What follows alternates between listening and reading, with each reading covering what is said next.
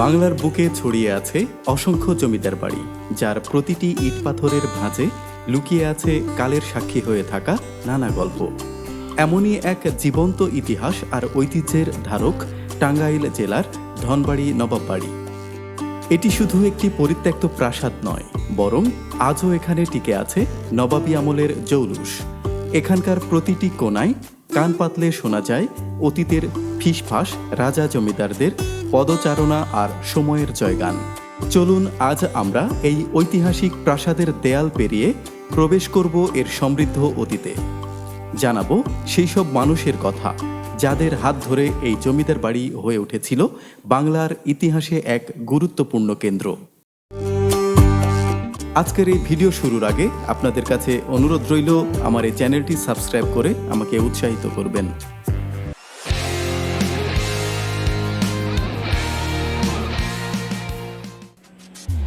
Dhaka Mohakhali bus terminal থেকে নির্দিষ্ট সময় পর পর বিনিময় বাস ছেড়ে আসে ধনবাড়ির উদ্দেশ্যে। ধনবাড়ি বাস টার্মিনালে নেমে পূর্ব দিকে রিক্সা, ভ্যান অথবা পায়ে হেঁটে 5 মিনিটের মধ্যেই পৌঁছে যেতে পারবেন নবাব বাড়ি বা রয়্যাল রিসোর্টে।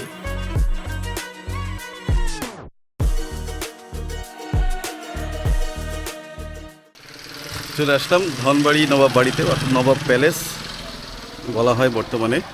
তো এখানে আমরা প্রবেশ করব। টিকিটের ব্যবস্থা আছে, টিকিট সংগ্রহ করতে হবে আগে। ভাই টিকিট একটা কত? ভাই টিকিট কত একটা? 100।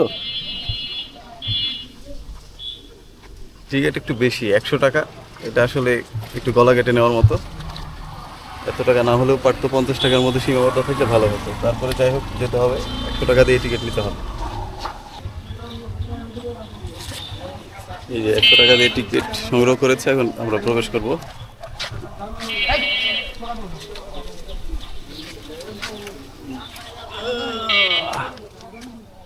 এখন আমরা প্রবেশ করেছি ধনবাড়ি নবাব বাড়ি, অর্থাৎ নবাব প্যালেসের। এখন প্রথমে ঢুকতে হাতের বাম দিকে যে একটা ভবন রয়েছে, এই যে দেখুন বাম দিকের যে ভবন, এটাকে বলা হয় নবাব প্যালেস, বা এটা সেই সময় নবাবের কাচারি ঘর ছিল।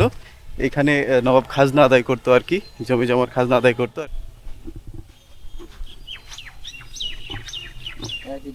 এবং এখানে একটা আপনার ডাইনিং রয়েছে, যেখানে 60 জন মানুষ একসাথে বসে খেতে পারতো। সব কিছু আছে, বিল্ডিং আছে, সবই আছে, শুধু এখন নবাবিটা নেই, কিংবা সেই সময় জমিদারি এই জিনিসটাই এখন নেই।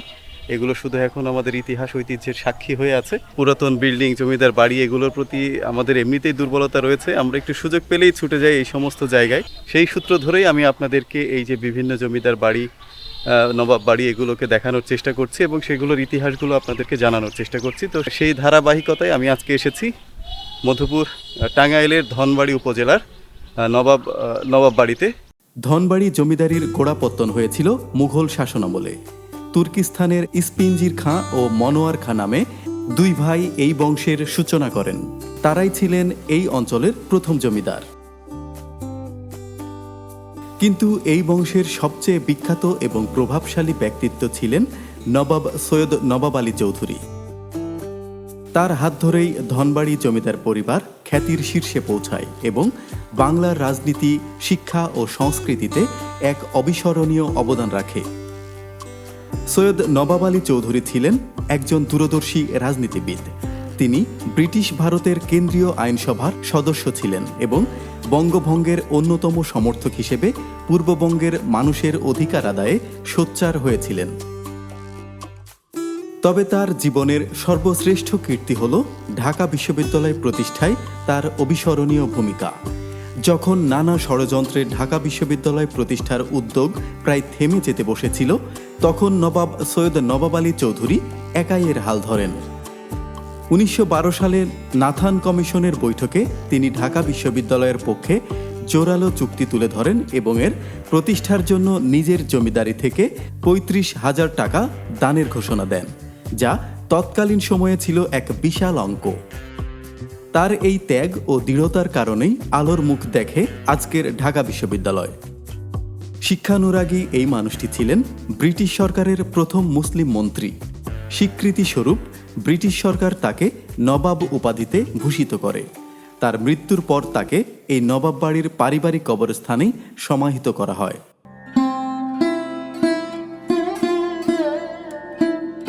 নবাব প্যালেস থেকে একটু সামনের দিকে গেলেই নবাব মঞ্জিল, যেখানে নবাবের আবাসিক ভবন, যেখানে নবাব রাত্রি যাপন করতেন। এই যে এই সামনের এই গেটটা দিয়ে প্রবেশ করলে সামনে দেখা যাচ্ছে যে একটা ভবন রয়েছে। ওইটাই হচ্ছে নবাবের আবাসিক ভবন, যেখানে নবাব রাত্রি যাপন করতেন। ধনবাড়ি নবাব মঞ্জিল মূলত মুঘল এবং ইউরোপীয় স্থাপত্য রীতির এক অপূর্ব সংমিশ্রণ। সুউচ্চ দেয়াল, প্রশস্ত বারান্দা, রঙিন কাঁচের জানালা এবং নান্দনিক কারুকার্য প্রাসাদটিকে এক রাজকীয় রূপ দিয়েছে।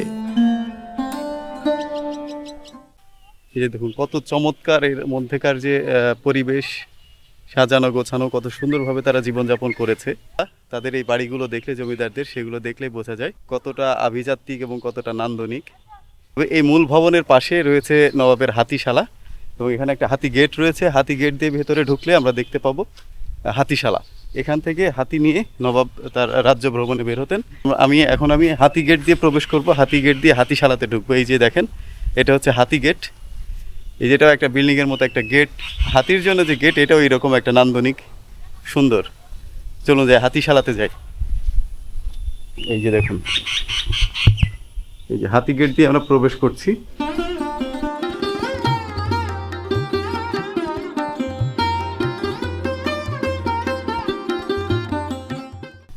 এটা হচ্ছে হাতিশালার ভেতরের হাতি থাকতো এই জায়গায়। এটা হচ্ছে মূল হাতিশালা। এই যে দেখুন, অনেক বড় একটা ফাঁকা মাঠ। এই মাঠটার মধ্যে হাতিগুলো থাকতো জমিদারের, এবং যখন তার প্রয়োজন হতো এখান থেকে হাতির পিঠে করে হাতি গেট দিয়ে বের হয়ে রাজ্য ভ্রমণে যেতেন।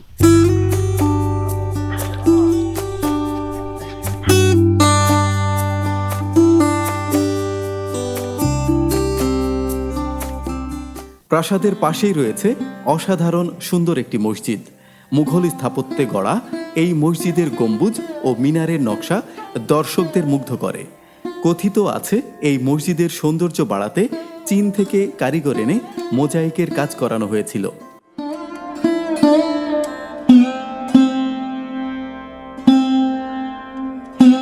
নবাব বাড়ির চত্বরে রয়েছে এক বিশাল দিঘি, যা এখানকার পরিবেশকে আরও স্নিগ্ধ ও মনোরম করে তুলেছে।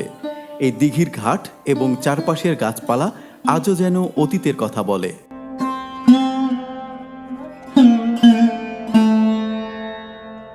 কালের পরিক্রমায় জমিদারি প্রথা বিলুপ্ত হলেও ধনবাড়ি নবাব বাড়ি তার ঐতিহ্য হারায়নি। নবাবের উত্তরসূরিরা এই প্রাসাদটিকে সংরক্ষণের জন্য এটিকে রয়্যাল রিসোর্ট হিসেবে চালু করেছেন। জমিদারি প্রথা বিলুপ্ত হওয়ার পরে এখন এটাকে রয়্যাল রিসোর্ট বানিয়েছে। এখানে আপনি এসে রাতে থাকতে পারবেন। রাতে থেকে জমিদারি একটা মানে সেই সময়কার একটা যে পরিবেশ, জমিদারি আমলের একটা ফিল আপনি নিতে পারবেন। এখানে 3টা কটেজ আছে বা থাকার ব্যবস্থা আছে, একটা ভিলা, একটা কটেজ এবং একটা বাংলো আছে। এগুলোর ভাড়া মোটামুটি 3 থেকে 3.5 হাজারের মধ্যে পার নাইট। আপনারা চাইলে এখানে এসে থেকে জমিদারি আমলের যে বাড়িঘর, সেটার মধ্যে থাকার যে একটা অনুভূতি, যে ফিলিংস, সেটা আপনারা এখান থেকে নিতে পারবেন। এর ফলে সাধারণ মানুষ এখানে এসে নবাবী আমলের আবহাওয়া, আসবাবপত্র এবং পরিবেশে থাকার সুযোগ পাচ্ছেন। ইতিহাস যেখানে বর্তমানের সাথে হাত মিলিয়েছে। পর্যটকরা এখানে এসে একদিকে যেমন ইতিহাসের ছোঁয়া পান, তেমনি উপভোগ করেন আধুনিক আতিথেয়তা। কর্তৃপক্ষের এই উদ্যোগের ফলে এই ঐতিহাসিক স্থাপনাটি যথাযথভাবে সংরক্ষিত হচ্ছে এবং এর রক্ষণাবেক্ষণের খরচও উঠে আসছে। এটি বাংলাদেশের অন্যান্য ঐতিহাসিক স্থান সংরক্ষণের জন্য একটি দারুণ উদাহরণ হতে পারে।